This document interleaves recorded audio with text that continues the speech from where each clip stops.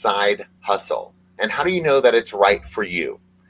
And once you figure it out, what do you do to make sure that it's successful? Well, today we have an expert in this area, and I'm super excited to introduce her. But before we do that, let me introduce Brooke Logan Stoner. Hi, Brooke. It's great to see you again. Hello, everyone. Salutations. Welcome. So congratulations, by the way, on the Short Film Festival for Venice. Congratulations. I have helicopters again, too. Oh, do you? All right. Well, I'm going to talk for you. So Brooke was involved with a short film at the beginning of 2020 that just got accepted into the Venice Short Film Festival, and I'm super excited for her. Okay, you got to stop clicking now. All right. So let me introduce Renee Sabo. She is the owner of an Urban Soiree and has an MBA with a focus in entrepreneurship. And she opened her Urban Soiree in 2017. Today, she is an award-winning company that delivers elevated and romantic celebrations through full-service wedding planning and design for couples on the East Coast and destinations worldwide. Renee's success with Urban Soiree has earned her and her company numerous accolades, including being named Best of Boston, 2020, as well as having Couples Choice Awards for the last 3 years for Wedding Wire. Oh my goodness, hello. You're making me blush. Hi there. Well, you should. I mean, I'm so impressed. I mean, I'm right there with you. We've been part of the Couples Choice Award for the Knot and Wedding Wire as well, and I think that anybody that loves what they do, and it is obvious, by the way, reading through your bio, that you really love what you do. You too. I mean, I've been a big fan of yours for so long, and thank you for having me today, by the way. But no, it's definitely the Weddings Couples Choice Awards, I feel like mean a lot too, because it's like your clients writing those reviews and you just love them so much. So it means a lot. And it's just crazy. I actually like you reading off the bio. Sometimes I'm thinking, oh wow, I don't sleep much. No, I do a lot. Well, and the thing is I read probably 10% of your bio because it's pretty long. No, it's awesome because it just says how much you do, and it's crazy. But and honestly, when we were talking about side hustles, because again, 2020 has not been great for a lot of people on figuring out what to do. I mean, this show, Behind the Veil, is a side hustle. It didn't mean to start off that way, but it has become kind of its own thing. And you also have a podcast called The Confetti Hour, which is hugely popular as well. So I love that. But you're so busy. Why did you even start thinking about side hustle? Like, why? Like, where did that even come into your brain? Like, oh, yeah, you know what? I need more stress. Well, I know as entrepreneurs and industry pros, we're insane. So we'll just start there. But I think entrepreneurs especially, but even though I know a lot of, event professionals or professionals that work at a full-time job and they are looking for an outlet of creativity. And that was very similar to why I started the podcast. I love weddings. It's been my bread and butter for over 10 years, and starting my company has definitely been time consuming. But once it kind of got to a point where I was able to, it was kind of a well-oiled machine, right? It's running itself. I have my team, the girls are working. And I just kept thinking I need another creative outlet. As much as I love my job and I love weddings because it is a creative job, I really, wanted another creative outlet. I didn't mean for the podcast to become, I guess you could say, a side hustle. It really started from the passion. And I think a lot of people's side hustles do start that way, right? And then it kind of grows and you're like, oh, now I need to get strategic about this. So that's kind of where this topic came from. And I'm sorry, when you say, oh, I needed a creative outlet, and I see that you're married, your husband is Chris, and you have a dachshund named Lincoln. Awesome, by the way. But, I mean, he's a terror. Right? Was it the husband or the dachshund? Both. No, both are. I'm just kidding. No, the husband is an angel. The dog is a terror. But he actually is very helpful with getting me involved. Like I grew up actually in like the music world. I played violin and sang, and I think I've always kind of leaned towards the side of I knew I was going to go into a job that was some sort of arts or creative or something, entertainment. And so like having a podcast was actually his idea. He was like, why don't you start a blog or something? I was like, ugh, I hate writing. And he's like, well, you love talking. So Yeah.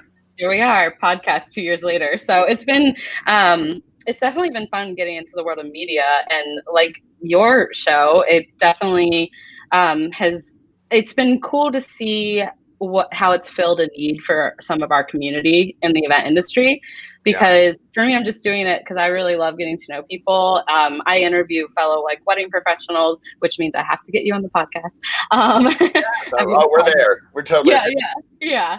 But honestly, it's really lighthearted and kind of like how I built this. I don't know if you listened to that podcast by NPR, but listening to people's journeys, and I just like hearing how people got to where they are, and that's kind of where that came from. I was like, I just want to have, a glass of prosecco or coffee with everyone and sit down and like hear all about the ins and outs, because it's never quite as pretty as the Instagram feed looks. There's some fun stories back there. And that's the point. I mean, it's never supposed to be as pretty as the Instagram story actually looks on, because there's exactly a lot of effort. But talking about effort, so let's say you're an event planner. Let's actually, I keep saying event planner, but let's say that you're a DJ or an entertainment company or somebody else that's involved in weddings, and your business has come to slowed down dramatically, and hopefully for everybody, if experience place, things are starting to ramp back up. But even so, finding us another revenue, how do you even start that journey?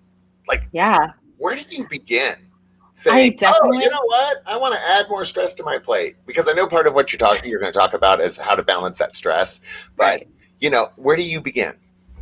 Yeah. And I definitely think it begins with a part of like, what are you passionate about? I don't think that side hustles can live on very long unless you have a passion for it. And so whatever that looks like for you, I've seen some companies, they started selling, merch, or they started offering mentoring services, or they really like honed in on education. Like there's so many different things you could do depending on what type of, vendor you are. So I think kind of starting there, like what do you like to do, and what do you have to offer the world? Like it kind of is a light bulb moment. I think it clicks, write it all down, and then I think, be a little strategic about it, because obviously right now we're in this pandemic, but what are you going to be happy doing when things do start to get busy again? Because then that you're planting the seed now, but it's going to be worth your while even when things pick back up. So I think, kind of just leaning into your overall brand and who you're about, and not shying away from being creative too. So yeah. Sorry, I'm muted. Hello. Anyway, so I was just saying that there was a show on NPR that was showing a gentleman that had been, I think he was a sales rep or something for a larger company, and he decided to start growing plants in his apartment. And that just kept growing and growing and growing, and then, so to speak, and then he started selling these plants to his neighbors, and that continued to grow, and then he started a podcast. But it all started because he loved plants. Right. Bonsai. It's bonsai. Yeah, it's not what he did professionally. It was just something that he really enjoyed. So you're saying, maybe look at your hobbies? Yeah, I do think so. And I also think, obviously, be realistic. There's certain things, like I really love makeup and skincare, but trust me, I don't want to be a makeup artist. Like, I don't know how they stand on their feet 3 weddings in a row weekend, but there's certain realistic things that you could turn into a side hustle and add an additional revenue stream to your business or to the side. A lot of people start Etsy shops. I know a florist here in Boston who actually is like kind of veered away. It was a side hustle for a long time, and doing really beautiful artwork with like flowers and taking, photographs of that, and now selling it on Etsy. And now she's actually veered away from events, and it's gone full time. So I think you should always leave the doors open, because I believe anything is possible if you put your mind to it and you put your heart in it. But yeah, I think for sure you have to be passionate about it, Well, I mean, the whole reason that I even started my event company is because I love doing events. I love being a part of this is my passion. This is my joy. I didn't think I would actually ever find anything else that I love as much, except like this podcast. I really love, and it's become a pride and joy of mine as well. But for some people, they might feel like, are they double dipping? What if they're producing a product that is also wedding related, that they're also able to additionally sell to couples as an additional revenue. I mean, is there ever a time where that becomes kind of a conflict of interest? And you know, maybe I'm jumping ahead at this point. No, I think this you is are. so great. I love Brooke calls you out. I love it. Yeah. No, I actually will tell you, I don't think I've said this to anyone, so you're the first to hear this, but it's a little different, and then I'll loop back to what you said, but when I started my podcast, I have a lot of side hustles, actually. I have a lot of revenue streams. I have education and speaking, I have mentoring, and I have the podcast, which is probably my largest side hustle with managing advertisers. But when I started it, I was really, really nervous that my clients, which are, you know, couples getting married, were going to think, what is she doing? Is she not focusing on wedding planning anymore? And for me, I had to be super strategic and like careful about how I presented the podcast, my intention behind it. And so I think if you have the funding, I would say leaning into like a business coach or some sort of mentor to help you with that and kind of shaping your branding in a sense, because for me, Urban Soiree, it's kind of like these umbrellas that fall underneath, right? I'm like you, Keith. My bread and butter will always be weddings. I will never get tired. It is like Christmas morning every day. I get to wake up and work on a wedding. It's the best. And you know what's funny is my side hustle is literally just talking about that in different forms. And same for you. It's just really funny. And so I'm not handling advertisers yet, but no. Well, let me know when you do, and I'll that was a fun journey to learn too. Yeah. It's another side hustle in a side hustle. It's super fabulous, by the way. I'm just telling you. Yeah. I love it. Yeah, but no, and like, well, to loop it back to like, are you worried about like, I think if you have intention and explain that intention well, which is marketing, I think that your clients will love you for who you are, and that they'll understand why you're doing it, right? But it's the people that launch these things and it just makes no sense why they're like, what? Like, now you're doing this? I think you should be strategic. I've used that word like 7 times. I'm sorry, but that's how I feel. I think be strategic. Yeah. If I may interrupt and be rude. Yeah, of course you can. Only once in a while. So going back to the side hustle, and this wasn't the way this came about for Keith. Is I had an idea of a podcast, and he had a production of Behind the Veil. And where this is going, I'll make this short, is when COVID happened, then Keith's like, hey, what about this? Let's marry those two ideas together, and I'm going to do this. And I'm like, perfect. Right. What I love about this, and this is why I don't think that we double dip, is because if you go back 34 episodes from the beginning, we've the messages and the guests that we've had, and it's very educational to me. Like, that's what I feel like we put out, and to also help give some security to the brides and grooms, or the whole entire gig of, well, how do we have safe weddings? How do we garnish it? How does this happen? And so I feel like we're a motivational tool for that, and then the rest, build the resume on the show, but. And that's why I don't think we're double dipping, because yes, we have fun, but we also, are providing, great education for people. And the questions that people have, like, what about this? Or people are scared, or this or that. And I think that hopefully that we've helped, ease some minds and calm some anxiety down in Houston. And I think Brooke actually was heading somewhere, which is about intention, because I love the fact that you brought up intention. And I think that comes through when you're talking to somebody and their intention is only to do something that they love, that they're passionate about. They're not trying to scheme. They're not trying to suck every dollar out of you. When somebody is trying to, double dip you, so to speak. When somebody is trying to skim off the top, so to speak. So I think you get that feeling for sure. Like, when it just doesn't feel right. I think our message here on the show is pretty clear. Like, I don't think anybody has that. I would hope no one does, but if they do, listen. Well, and the thing the is, proof's in the pudding. And we do. We invite everybody. We invite other event planners, other event professionals. I mean, our job is to provide us a great resource for people to be able to come and see the show. But so when it comes to the side hustle, I'm going to go back to actually the very first question. How do you even begin this? Like, what are some strategic ways or some hints or advice that you could give somebody that is just now listening to the show for the very first time and saying, oh, you know what? Maybe I should think about a side hustle. Yeah. What Well, I think that beyond figuring out the intention and like being just an authentic good person about your intention, I think when I keep saying strategy, what I mean is plan it out. Start a plan. So if you're still in the brainstorming phase, write out all those things and figure out how you're going to narrow it down, and then really do the research, because at the end of the day, there's probably someone that is doing something similar. And there's a lot that you can learn from other people that have already started a side hustle in a similar field. And I think that it's really important to do your research and understand what you're going to get yourself involved with, because you want to do it well. You know, your name's on this, and right. you want to make sure that you can roll it out too, and that it's realistic. You know, so that includes thinking budget, understanding the timing involved, which is another big area we can talk about. But just really like almost like you would a business, write it out as a business plan, because it is. If you are planning to make revenue off a side hustle, it is Right. absolutely a business endeavor. So, yeah. And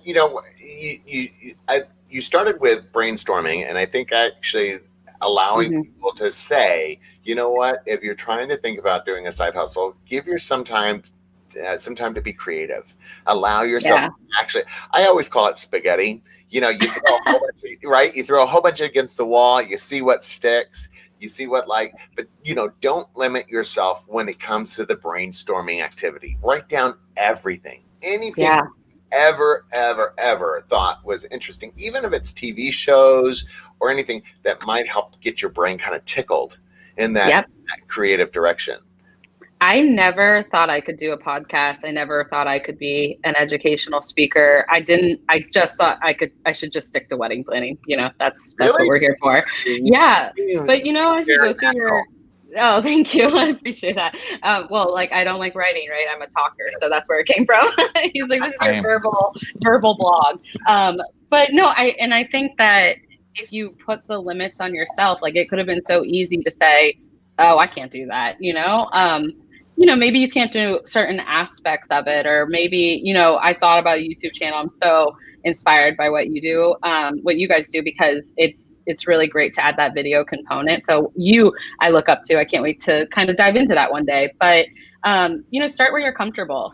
You cannot. A lot of people want to finish the marathon line, but you have to understand you got to start somewhere too. So kind of shell out what that looks like too. So for me, I knew I wanted to do the podcast. I had no intention of having advertisers or it being a revenue stream, to be completely honest. It was going to be a way for me to show up for our community, kind of have my own voice, have fun with it, get to network with people, like my own version of networking. And it evolved over time. And I think like you can let it evolve, or you can also be, strategic about it and put in your 1-year plan or your 2-year plan, or kind of where you want it to go. But I think also leaving the door open for it to evolve, because there's so many things that could change between now and 5 years. So it's not good to limit yourself, right? I think you touched on something that's super important when we're talking about this, is that you have to allow yourself to fail.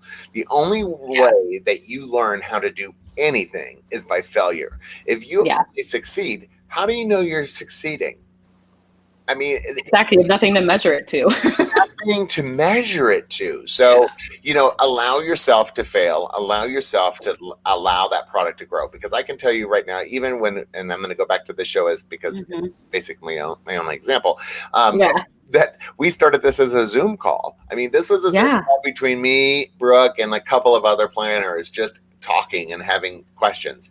It did not look like this. If you look at our first 12 episodes, I had no lashes on at all. She didn't, zero. But we were tiny little squares on a Zoom call on Facebook, and it was only through trial and error. And you brought up something else, and I love the fact that you said bring up research and look at somebody else that has done it before, because you're not copying. And right.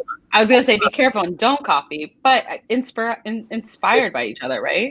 And I'm gonna bring up. So we had Lori Hartwell on from the Bridal Society, and she, a couple of weeks after we did this, and I love the fact that you brought this up as well, because a couple of weeks after that, she started her own little video podcast called Behind the scenes, and it was behind the scenes with Lori. And I Wow. loved the fact that she came on the show, felt comfortable enough, saw the value in it, and went, you know what? I need to be doing that, because everybody has a fan base. Everybody. There is Everyone. somebody that wants to listen to you or hear your advice. And that's why I'm excited that you even were like, oh, maybe I'll add a video component, because I think you'd be Yeah, maybe. No, thank you. I mean, I'm like, maybe it's a lot, but I do think, nothing, you got to take risks to feel reward. And so I definitely think that it's worth the risk sometimes. And, if it doesn't work, I don't even think it's a failure. I think it's like, oh, we tried that and now we're going to move on to whatever next great idea. And that's okay too. I mean, you can't just put yourself in a box, like I was saying. So, and the other thing, this is a little off topic, I'm sorry, but I was going to bring it back to what Brooke said. Yeah, you said that's the conversation. I'm like, okay, I'll go wild here. No, I'm just kidding. For me, do that part where you said my name again? But I was going to say, I think that what you're doing for the community and the resource, like your intention behind it is so pure, like you were saying, but also you're positioning yourself even more as an expert in our field. And that's what I think, that's what true leadership looks like, is wanting to help our community and building a stronger community. And so if that's what your side hustle entailed, like how joyful is that to wake up every day and be like, oh, I got to help fellow people I care about in this industry. It's awesome, Well, and it could be the same for a product. Like, even if you have 5 people that buy a product, you're making a difference in 5 people's lives. Obviously, make sure that's worth your time. If you're only selling 5 products in a year, that's probably a little expensive and time consuming. I mean, yeah. But at the end of the day, it's worth it, Well, like Brooke just recently, this last weekend, one of the clients brought a bunch of these face shields that we were using at the wedding. It was a wedding, and of course, Brooke looked at it and went, "I want to add some bedazzle to this and some lace." And so we literally started having this conversation. I'm like, you should sell those. You could put those on Etsy, and because totally, oh my goodness, I'll buy one.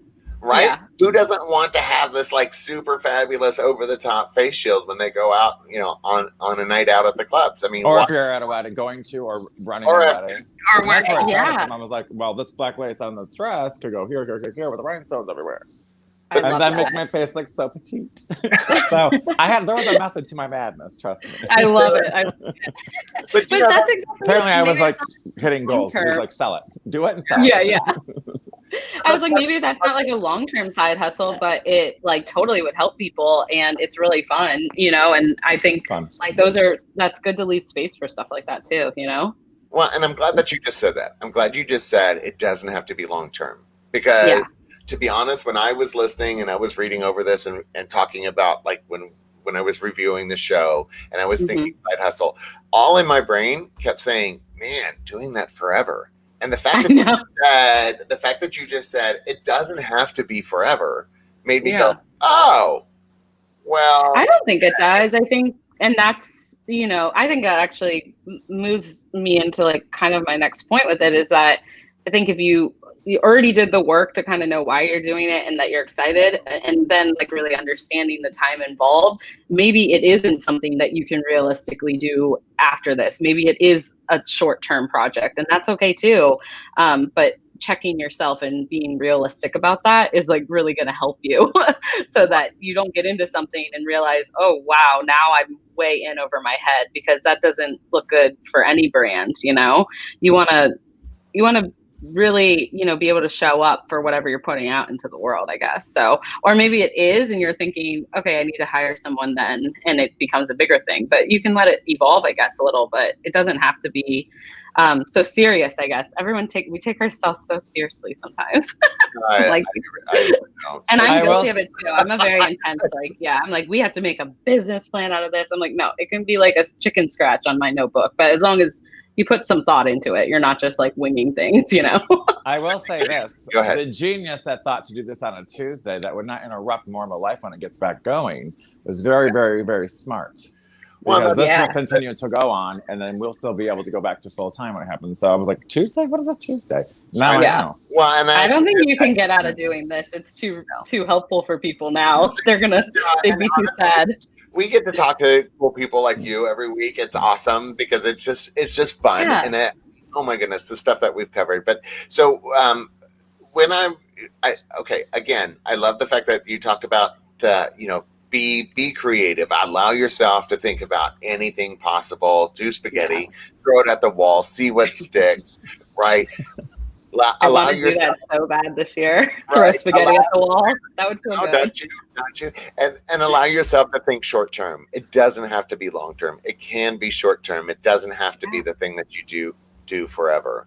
Like we have a friend Gitana who is we love Gitana, but she is the event director over a Gallery of Amazing Things. We love this venue. It's super fabulous, but she started her side hustle, which is day of planning for the weekends that she's not booked at her location.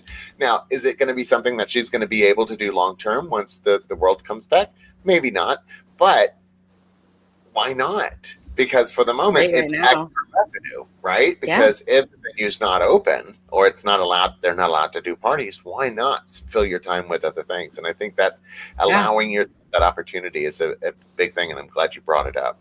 Yeah, I think we're seeing that a lot with planners doing micro weddings. Like I know that's like, and venues, and it's talk of the industry town right now is like these micro events. And what does that look like, when we get back to the real world?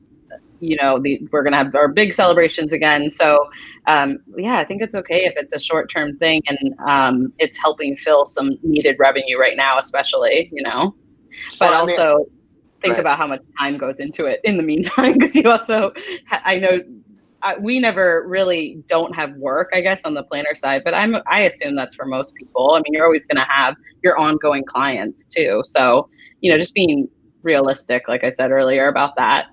Well, I've been whoring myself out to other planners. So, it's like, oh, you need a day of help. You need me to come and help set up for a couple, 4 hours. I'll be the temperature girl. Do you need this mask?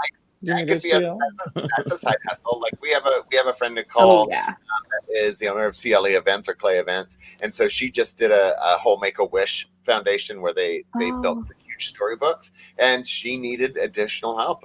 Well, we're good. Are you kidding? I'm not going to sneeze at money, and I think that's the other thing is that you can't allow yourself have too much of an ego during this time. I think people that say I could never do that have limited. I actually love you said that. Yeah, I love you said that. I feel that way in general. I help other planners when they need it too, and I'm grateful because I hire other planners to work my weddings, and if I have the availability and it feels like a good revenue fit, it's an honor that they asked me or that I'm able to do that and bring in a little extra money. And, I think that you're right. Like people need to put their ego aside a little bit here. And especially during a pandemic, like let's get creative. And after the pandemic, I mean, we all need to stick together, and staffing is going to be real crazy after this. So if you are looking for a side hustle idea, you could definitely start to hone your skills as being an event assistant, because we're all going to need it. Well, and that's the thing is that, you can't let your ego, it's like I could say, and so could Brooke, we could say, oh no, we do fabulous weddings. We're an event planning event company, but at the end of the day, the bills still need to be paid. And I don't care how I have to make that money. I'm going to do it. If I have to go clean hotel rooms in order to make sure that my business survives this year, damn right I'm going to be going doing that. Well, that means I will always be employed. I will exactly. Clean the right side of the toilet with you, darling. Okay. That's how I feel too. My staff is like, and I wouldn't even call them staff. That felt so weird to say. They're family. Like I have 2 assistants that work for me, and one that works, more for me, and she is a priority this pandemic. So I don't mind picking up extra, jobs or shifts to make sure I can maintain that team, because I want to make sure that she's with me, and that we're taking care of each other, because this is crazy this year.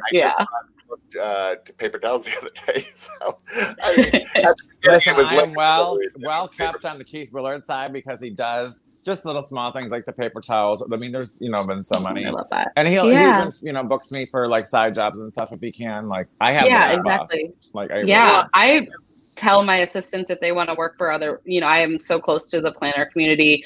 I'm not just in Boston, across New England, and other areas too. And if they have the opportunity to work for those planners, I would be happy for them to have that experience, and I can give them the referral. So it's it's nice, you know? Well, and so again, I'm building that case as we go through this. It's that, allow yourself to be creative, allow yourself to think short term, allow yourself not to have an ego. Yeah. This is about surviving. It's not about thriving this year. It's about surviving, because when 2021 hits, it's going to be freaking amazing. I know it's going to be. I know that my business is already building back up, and so, but so I think that it's kind of an important topic to talk about. Your side hustle doesn't have to be a particular product. It can just be you helping other people.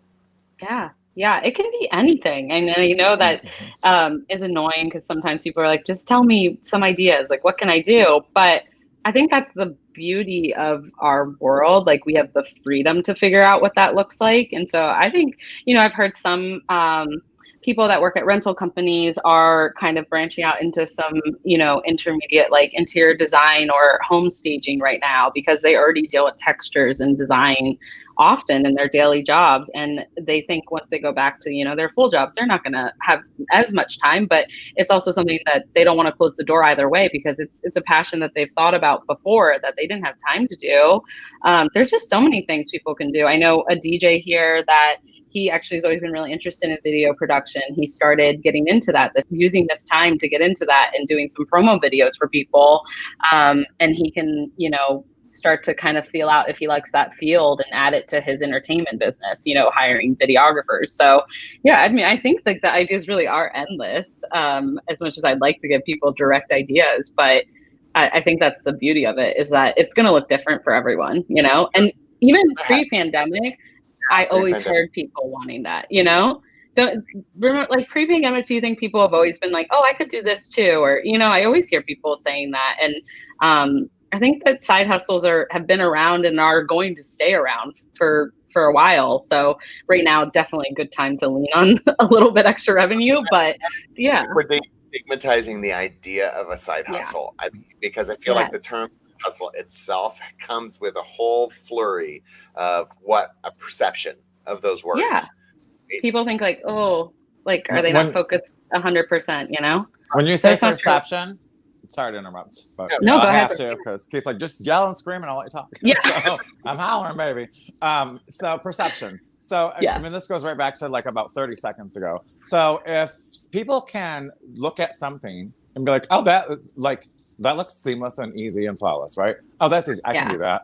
Let me tell you what, 99.9% of the time, that is not that simple. That person is that good at their job if I make this look that seamless and fabulous, that's because I'm good at what I do.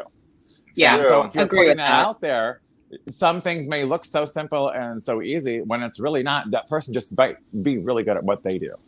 It takes a lot of. I actually am glad you said that. Yeah. Hold on. Ice cube drop. Ice cube drop. I love it. I can't drop the mic. You won't hear me. I think there's a fine line.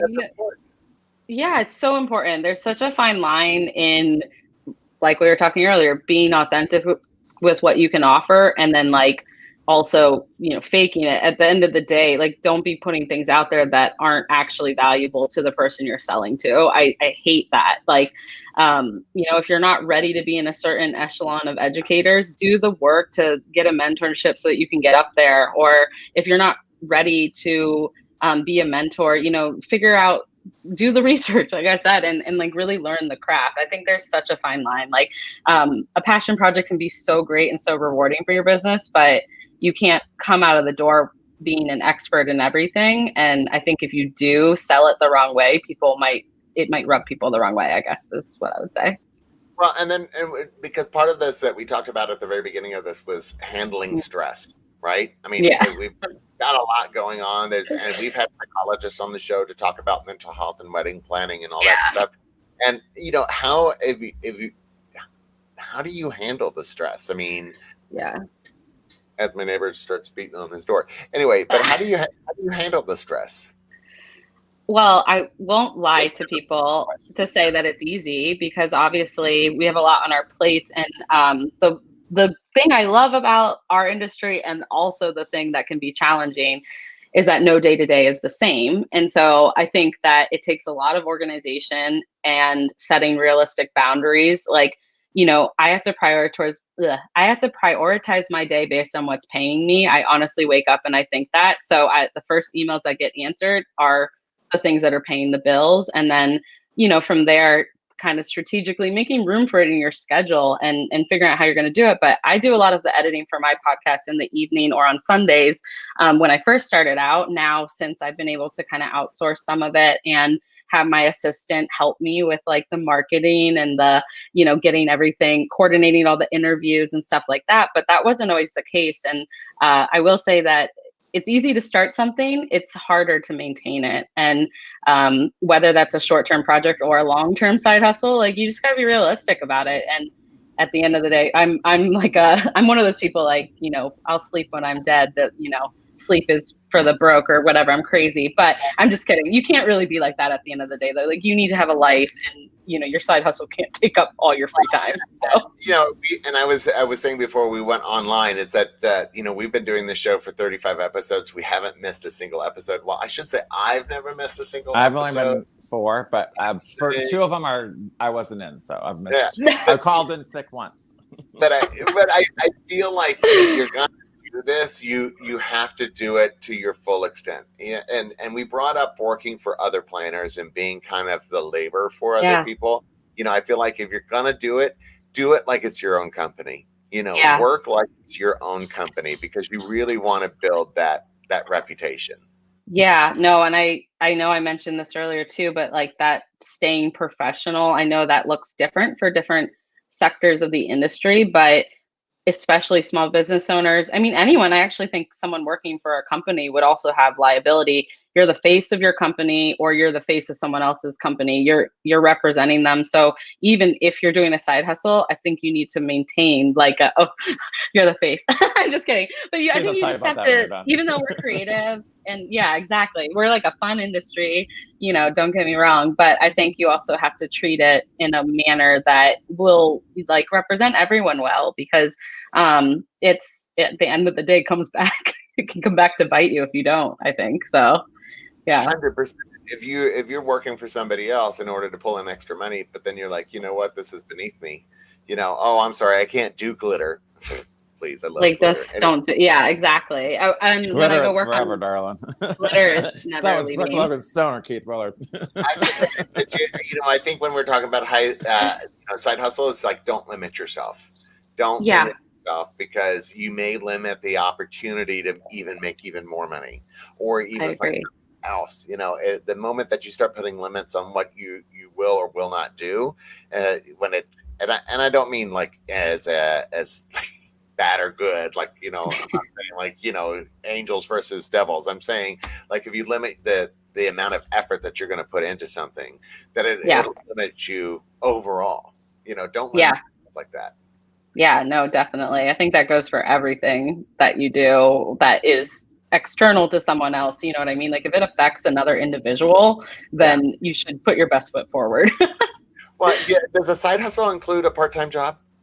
I think it would. I definitely think it does. I know a lot of people, especially in this pandemic, that have picked up side, part-time jobs, working at stationers or, little stores, and it still is a creative outlet for them too. And it can be a really nice way to kind of clock in somewhere and then clock out and you go home, and that's kind of nice too. There's pros and cons to that, but I think a part-time job can absolutely be a side hustle, another way of gaining revenue, and can be a short-term thing as well, or it could be a long-term.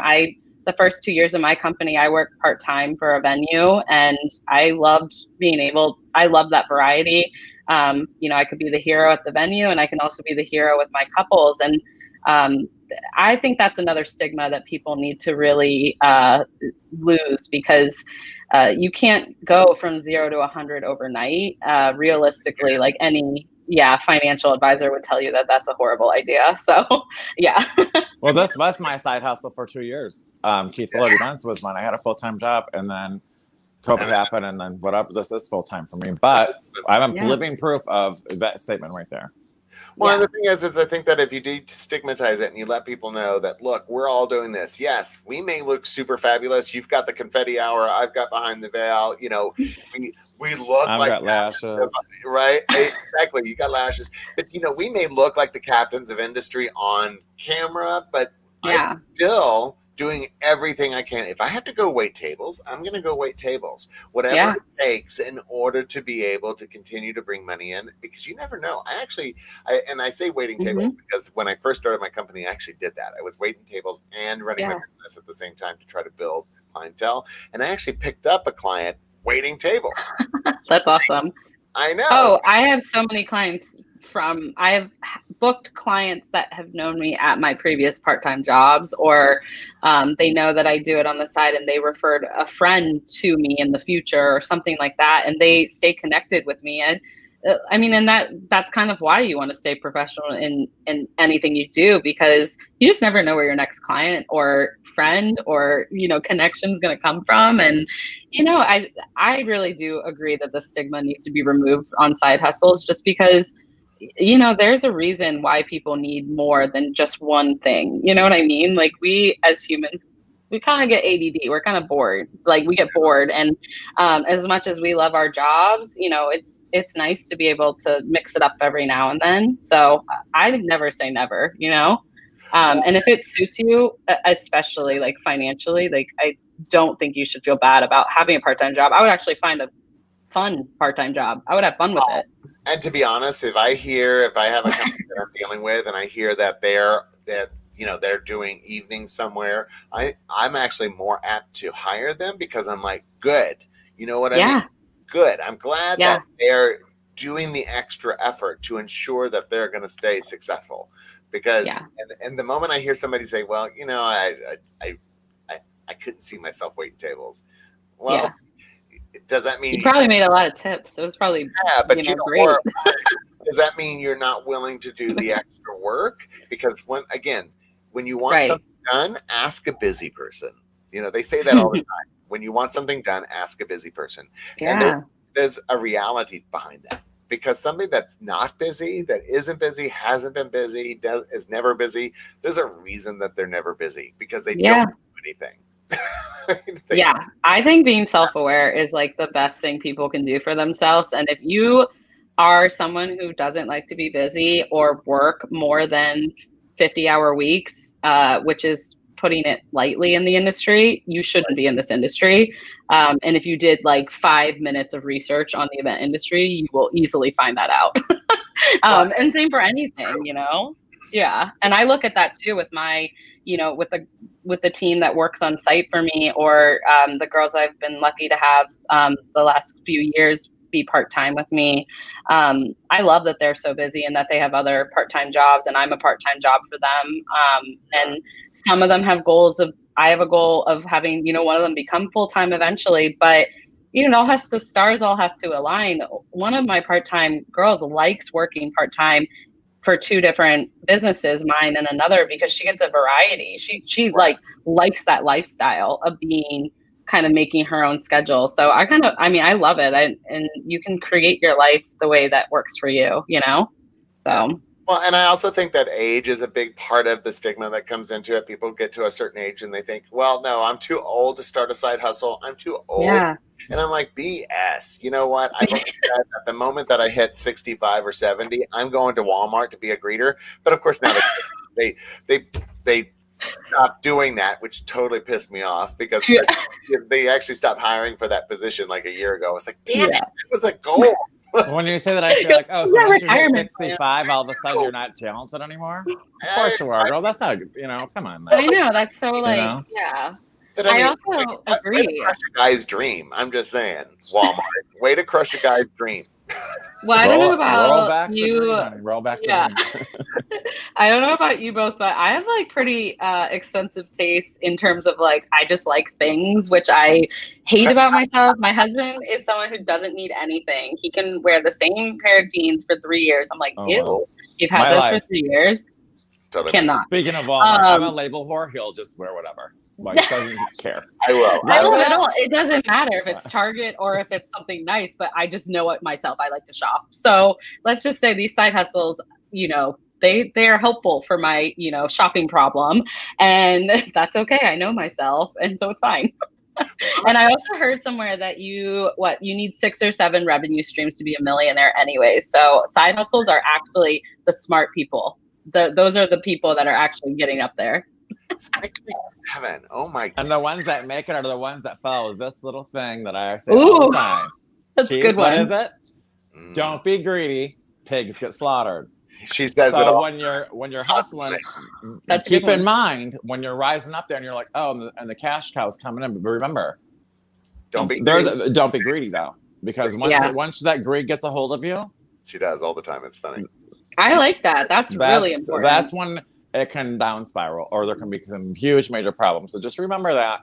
Hustle, work hard, be proud of what you do, put your heart and soul into it, but you don't get greedy. Because once you get greedy, don't get greedy. I like that. I'm going to actually bring up Nicole with CLE Events again, because her whole is about vintage furniture. So she has become an expert in finding those rare finds at garage sales, estate sales, all those things. And of course, during this time, the business has dropped dramatically. Now, she's always had that eye for it. So now what she's doing is she's finding those things and she's selling them on eBay. Sometimes, brilliant. Yeah. Yeah. Sometimes for like a 300% markup. It is crazy. So she's wild. Thousands of dollars a month and profit just from that. And I think that was brilliant on her part. Yeah. Nicole. Right? She already is an expert in finding those unique space things. That lady has a lot of stuff, honey. Oh, that's a lot of stuff. You talk about something. That's a good idea. I sold a few things in my closet because I had some time to go through it, and I really need to get rid of stuff I don't wear anymore. And I just listed it on one of those, tradesy sites, and I had such a big credit. I was able to get some things that I actually would wear, and so I was like, wow, I'm glad I had time to do that this year. Because even though I've been busy, I still am trying to take time for myself, and I never would have time to do that normally. So if I made I probably made like $500. I'm like, wow, I didn't even know my stuff was decent to sell. Right. So, well, and the other thing is maybe you just grow out of things though, and other people like that. So it's it was cool. Well, and so one more thing I was thinking about when we were talking about side hustles is maybe ask somebody else what your side hustle should be. I know that you said I like that. And I love the fact that you said people tell me like what their side hustle should be. And I know a little bit lazy, but I was actually starting to think, I was processing that conversation, and I realized, well, maybe that is not a horrible thing to say. Well, I like the take on that. Yeah. Right? Like ask what they think you're good at. I mean, that is a great idea. Somebody outside looking at you that see your strengths, weaknesses, or whatever they feel like you're great at, that you might not think that you're that great at. Keith told me I'm decent at video, so now I'm going to look into video. I said you're amazing. I didn't say decent. I'm just saying. No. I mean, Keith never lets me talk this much, so you're doing something right. or completely wrong, gal. So we'll figure that out after the show's over. No, welcome back. I was just kidding.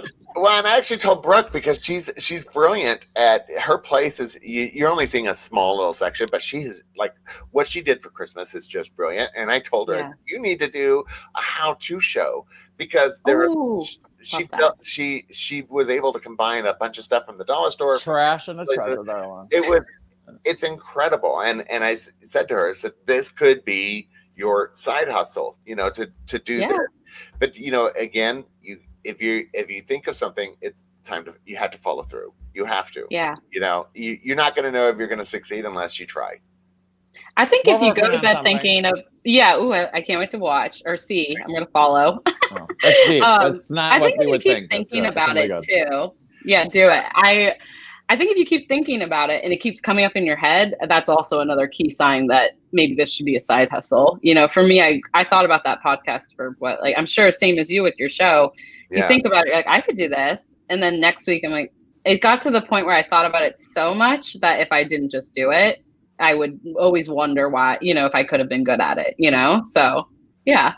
And you never want to what if yourself to death. You never want to look back a year from now and once life starts returning and go, what if? What if I had to try that other thing? And I think that's important for people to realize. It's like, look, you're not going to succeed at everything. Not everything is a huge success. It just isn't. That's not the way life is, for God's sakes. Get If off you your fall down, it's not how you fall or how it's how you pick yourself back up. I know it's a little Yeah. cliche, but I mean, it's kind of true. and That's everybody true. Unfortunately, we haven't potty, fallen yet, Keith. What are we Please gonna use do? the porta potty. Get over yourself. Move on. You know, like At the end of the day, we're I all love human that. beings. We all make mistakes, and Yeah, I'm the this prime example. whole I'm the personality that just says whatever on this show, but I'm here as a permanent cast member after the second time I was ever on. So I was never I supposed love to be it. on this show 24/7 the way I am now until after my second Yeah. episode. That's why I'm missing 4. so, You but, know, so, so you never know. Give it a try. when you because you speak about this nationally, what is kind of one of the biggest questions you get asked about this? What are some of the a lot the of people the questions? long term versus short term question that like kind of just naturally came up of us talking, that a lot of people do ask about that, or does it have to be, do I need a lot of money to start a side hustle, and does it have to be this big ordeal? And it can be whatever you want it to be, honestly. Right. It can grow with you, or it can serve you for that small period of time. But again, if you kind of plan it out a little bit, you can see, you may get into it and realize, wow, this is super profitable and I love it. And so, yeah, now it's going to be a long-term thing. But do you need a lot of money to start a side hustle if you're creating from scratch? And my answer is like, no, like anything. I think there's so many valuable ways to get your word out. Instagram's free, Facebook's free, you can do small investments of like paid ads, or, you can build your own website. Like there's just so many resources these days for creating things. Etsy, takes a very small profit when you sell. Like I would say I wouldn't let budget hold you back, I guess. Those are the two big things I get asked. I think that you shouldn't let budget create fear to keep you from moving forward. You don't let that. I don't think you should blow money if you don't have it, for sure. Christmas. 100%. And don't assume money is going to come in, because you don't know. But honestly, that's the hardest part with entrepreneurship, right? And if people say, "Oh, I can't do it because it's too expensive," well, do the research first and find out if it's actually going to be too expensive. Don't limit yourself because you went, "Oh no, it's way too expensive." Yeah. So I know, and I people worry a lot. I don't know if they ask you this with your podcast and channel, like, is it expensive in terms of like equipment and stuff? I'm like, that means you didn't do the research, because honestly, it's not expensive at all. It really isn't. I mean, I paid for this production that we're using. I paid for it for a year. It was fairly inexpensive. Same thing with the microphone. I spent more on lights the first round because I didn't investigate properly than you did on that. Yeah. Well, and then I've had some of those too. Yeah. Right? Like, should have just Ring bought that lights. nice one from the start. Ring lights are amazing. Yeah. No, I have mine right I bought here. a Don't freaking worry. studio with big box lights and all this other stuff. But I mean, that's another thing, is just allowing people to realize that it can actually be anything. It doesn't have to be something glamorous either, to be honest. I mean, I feel like when you hear side hustle, people go, "Oh, no, are they doing makeup on the side for